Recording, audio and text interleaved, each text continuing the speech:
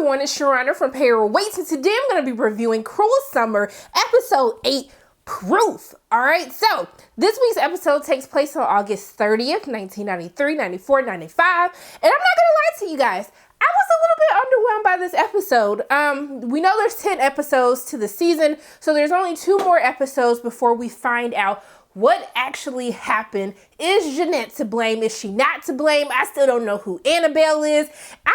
I'm starting to have more questions than having anything actually answered. So this is actually the episode where I started to have frustration with the series. I know a lot of you was like, Sharonda, we've been frustrated. Like, why are you just now joining the boat? But that's just me, y'all. So we're going to start with 1993. My girl Jeanette got her braces off, y'all. I know that feeling of what it was like to get your braces off, okay? To no longer have to live in fear of smiling, okay? In fear that biting a Christmas light is going to break your braces. All these things have actually happened to me. So I felt Jeanette when she was so happy to smile at everyone. I felt that in my spirit, okay? So okay, guys, I know I'm going to keep it real with y'all because I always have to be honest. I don't know why, but when they were eating breakfast and Doug tucked his napkin in and then we saw a little chest with a little gold chain, I was like, oh, Doug, that did something for me right there. I know it's just been such a long time. I mean, I don't know a long time because if my parents are watching, I'm abstinent, celibate, whichever one is supposed to be, but it did something for me. So we see that Mallory's getting on my nerves, even though I still felt like Mallory had a point. Jeanette, why are you still wearing Kate's scrunchie? That is weird. That's just weird. Get a girl her scrunchie back, throw the scrunchie away. It is getting a little weird at this point. I mean, Mallory ain't ish because she just always disrespectful. Her delivery is never quite right. But I kind of felt her. But we see that Jamie's looking for Kate at school. He's kind of feeling guilty because he was drunk. He hoped that he didn't ruin her birthday. But no one's been able to actually see where Kate is. And so we see that they're basically Mallory, Vince, and Jeanette. They're planning this prank. Really, they're just being bullied by Mallory to complete this prank out, the prank video that she wanted to play with all of the teachers. And so they all have their own little jobs. And then we see how Vince and Ben meet, and I was like, Vince, now I need you to work on your pickup game, okay? When you was like, hey, your mom died, I was just like, sir, what is happening right now? Why did you say that to Ben? But at least Ben played it cool, and he was like, okay, and they start having this conversation. They go to the gym, and then, they talk about how, Vince talks about how his mother died in a car accident, and then Ben talks about how, the pressures or just the trouble of dealing with losing a parent slowly and not knowing which day is going to be their last. And that really stuck with me, just watching my brother die from cancer last year. So I felt him with that. But, when they talk about, he asks Vince, what was the last thing you said to her? He talks about how he told his mom that he loved her. And then he asks Ben the same question. And so Ben kind of alludes that he wanted to tell her something before she passed away, but he was too chicken to do it. And when Vince asks him, what is it that you wanted to tell her? Then their little pinkies touch. And that touched my soul. That touched my soul right there. I said, Lord, send me somebody to touch pinkies with, okay? Just send them. I'm ready. So, of course, because everybody's doing life in itself, we see Jeanette being nosy. See what happens when you nosy? I feel like we've been learning this from shows like Behind Her Eyes and now with Cruel Summer. See what happens when you don't mind your business? So Jeanette sees Kate's mom coming to the school. She goes to talk to Martin. She tells Martin that Kate has been missing. She was like, do you know where my daughter is? And I was like, oh, did you know where your daughter was the whole time? But no, Siri, this is not your review. So we see that, he is telling her hey, I don't know. I haven't seen her. I'm sure she's probably somewhere around the school. But when he calls to do an absence, they tell her that Kate is absent from school. And when she mentions how she wants to involve the authorities, maybe because she's starting to get worried, Martin got real shook. Okay. He was like, no, don't worry about that. Don't worry about that. We're going to take care of this. We're going to be discreet. Okay. Because we don't want people to think he was negligent. And I was like, well, technically she was being negligent because she ain't ish either. But I was like, okay, Martin's sitting up here trying to protect himself, all right? But I just don't like Kate's mom because she was more worried about her own image as a parent than actually trying to figure out where the hell her daughter was. So I was just like, nah, ma'am, really? Like, that's what you worried about? A miss. So that's how we find out. Remember when Jamie told her a couple of episodes ago, was like, how did you know that Kate was missing before everyone actually knew that she was missing? And this is how, because she was being nosy, eavesdropping, and that's how she found out. And see, now what? Now people looking at you crazy. That's why Jamie was looking at you crazy. And so I was just like, let this be a lesson to everybody. Just mind your business. That's all. Just mind your business. But we see that she ends up running into Jamie as she's leaving school. This is after like Mallory cursed them out because of course she's in the room. Martin sees her. Then he gets shook because he sees that she was like recording him outside of his house when he was coming to school in the morning. So he gets upset and he sends her to detention and she comes to curse them out like, where the hell was y'all at? Vince was like, I saw somebody and so I had to go. And she was like, so what's your excuse? And then baby, when I said Jeanette told her off and called her a bully and everything, and I was like, but yes, Mallory, you are a bully. But that really did hurt her. And she was like, well, maybe we just, my mom said friends don't last forever. So maybe this is it. She was like, so you don't want to be friends with us? She was like, you don't want to be friends with me and Vince? And then Jeanette was like, I ain't say Vince. And I was like,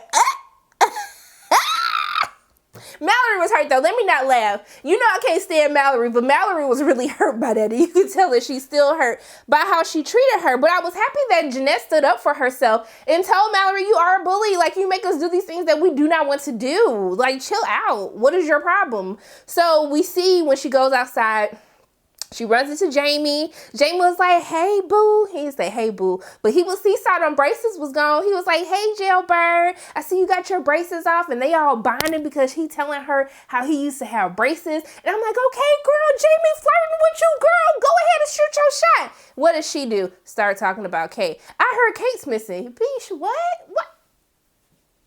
This man is flirting with you. And you gonna start talking about Kate, his boo thing? What are you doing? You were fumbling the ball.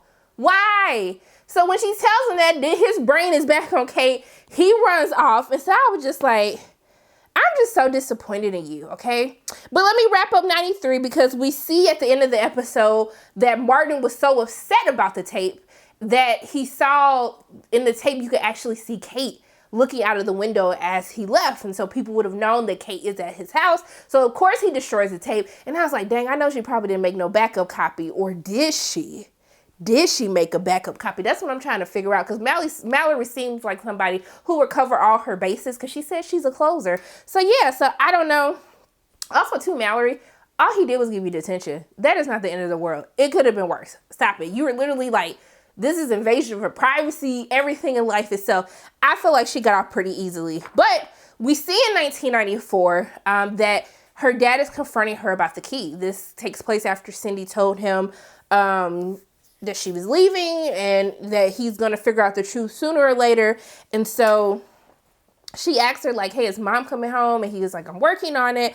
And so she ends up telling him about like the list that they made of things that they were going to do.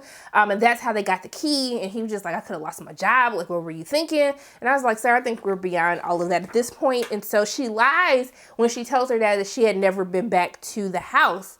But he tells her like, hey, you need to go tell the police, like you have to own up to your mistakes. So you're going to have to, when you get back from school, you're going to have to figure this out.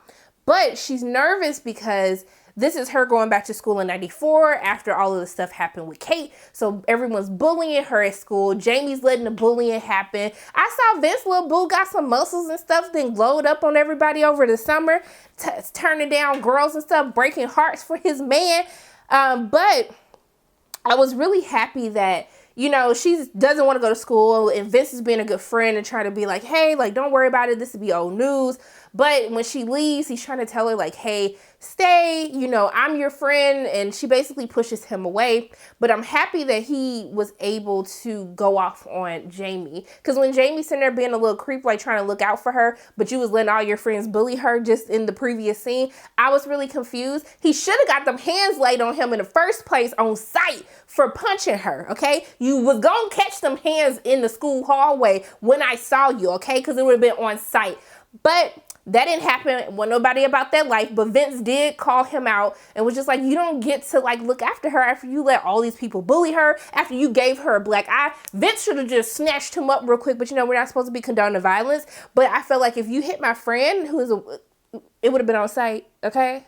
So after that, we see that this is when he's kind of starting his drinking problem, because he's guilty about how he treated Jeanette, guilty about what happened with Kate. And so we see him listening to a recording, and then we see that it's later revealed later in the episode that someone left a message on his machine. And then when he listened to it, he said it happened on Christmas Eve, and he thought it had something to do with Kate. He thought maybe Kate tried to reach out to him. And so that's when we saw Jeanette go to Mallory's house about the snow globe. She said basically, I don't have a snow globe, but of course we knew she had the snow globe, but I don't know what the hell the snow globe has to do with anything, but I guess we would just have to wait to find out. But we do find out that the reason that Jamie is kind of where he's at, because, you know, when he goes to Angela's bar in 95 and she was like, hey, I can't hire anyone with a record. I was just like, what type of record does he have? And so this is when we find out that Ben ends up asking him for a ride after school. He had already been drinking after the confrontation with Vince. He's drunk driving, gets into a car accident, and then Ben ends up hurting his shoulder, which ends his football career. But we see the interaction, and this is probably why Ben didn't want to talk to Vince anymore. When Vince sees that he's hurt, you know, the whole school is watching him get in the ambulance, and then he runs up and grabs his hand like, are you okay? I'm going to get in the ambulance with you. And then once Ben sees everyone looking at him, he pulls his hand away from Vince, and he tells him, no, don't come to the hospital. And so I guess maybe because after that interaction and people saw it, I don't know. I guess we got to get a little bit more information, but that really sucks that because of Jamie's poor choices that Ben ended up being hurt about that. And then he later reveals later in the episode that to Jeanette that, hey, I was actually trying to get the liquid courage to come to talk to you, to actually apologize to you. So in 95, we see a whole new Jeanette. I said, Jeanette brushed her hair. She brushed her dang on hair after all of this. So, she goes to tell the lawyer. She shows the lawyer everything that's happened. The lawyer didn't seem as excited as I think she would be. Is that just me? She didn't seem like she was as excited about what happened. But they show the proof that she's lying about how she actually ended up at Martin's. But we do see that she ends up meeting with Cindy. She's very upset with her mom. She was upset in 94 when she talked about how her mom left her and just left without telling anyone. And even now she brings her a necklace that she bought from Paris. And she was just like, oh, so like you just out here jet setting the world while my life is falling apart. And I was like, I feel you, because it is your mother. Your mother should stick by you. But at the end of the day, you was lying, Jeanette. So I'm just really confused as to what is happening. You were lying. So I was just a little bit confused. So, it's clear she's still angry with her mother. She holds a lot of resentment towards her mother. But when Cindy asks her, do you hate me? She tells her no. And then, you know, we find out that Jeanette ended up dropping out of school. But what got me is when Cindy told her, are you sure you want to sue a kidnapping victim? And I was like, oh my, Cindy, are you serious? Like, you were making a little bit of progress and that's what you say to her? So Jeanette wasn't having that. She basically had to let her have it. And then, you know, as she's leaving, after she made her upset too when she was giving the Doug slander, and Jeanette was not going to stand for the Doug slander because she was like, at the end of the day, my father stood by me while you left. And I was just like, I mean, yeah, like you had kids, Cindy. I get why you left your husband, but like you can't just leave your daughter. I'm just a little confused by that. But hey, she did what she did. We can't turn back the hands of time. But after she storms out, one of the reporters end up seeing her. She's trying to rush to her car. That's when she runs into Jamie. He's like, can you stop by the garage? I really want to speak to you. And that's kind of as we got into the conversation in regards to the recording and thinking that it has something to do with Kate. Now, Angela does actually end up confronting Doug about what Cindy told her in last week's episode, but I just felt like she let him off too easy. He was like, well, that was my past, and maybe I did shut down, but, you know, that doesn't mean we're still supposed to be together. And I was just like, Doug, I felt like you could have got a better explanation, gave a better explanation than that. But Angela seemed to fall for it, so I guess it is what it is. But I was happy that Jeanette actually cursed Jamie out like he should have got cursed out after the first time she saw him after he punched her. But I need to figure out what does that snow globe have to do with the recording that she heard and what happened on Christmas Eve? Okay, so this is my frustration because yeah, we saw, like, we figured out how Jeanette found out how she was missing, but like we really didn't learn anything else. We have this new whole thing with the snow globe. We still don't know who Annabelle is. Like, I just feel like we have 2 more episodes, and that's a lot that they have to tie up in just 2 whole episodes. So I don't know what they're actually going to do. We already know Kate Mama trash, and they continue to show us every single week she trash. But speaking of that, her husband, when he saw Doug at the bar, he was ready to put them paws on him. He was about to put them paws on her. He had to think about it for a moment, like, hold up. Should I? He thought about it, and then he was like, nah, I'm gonna be cool. I'm gonna be chill. But it looked like he was gonna beat the brakes off for Doug. I'm just saying. But yeah, I'm a little underwhelmed, but I do want to give kudos to the actress that plays Jeanette, because to play 3 different characters and to literally look so different, to act so different, like you're literally playing 3 different personalities of Jeanette, and the way that she does it so flawlessly, and you just see it so much, like in 93 especially, to where she is in 95 and then 94. She is absolutely fantastic. So even though I am frustrated with this week's episode, I do want to give credit to where credit is due. Like, you're doing the damn thing. But those are my thoughts on the episode. I need more to be happening. I need more to be happening. It's 2 more episodes left. Let's speed this up a little bit. So yeah, those are my thoughts on Cruel Summer episode 8, Proof. Y'all didn't give me proof of nothing, but it is what it is. Those are my thoughts on this week's episode. As always, my name is Sharonda from Payroll Waits. If you like what you saw today, make sure you hit the like button, hit subscribe, share this video with your friends, and make sure you hit that notification bell. And I love you guys 3000. And until I see you again, bye.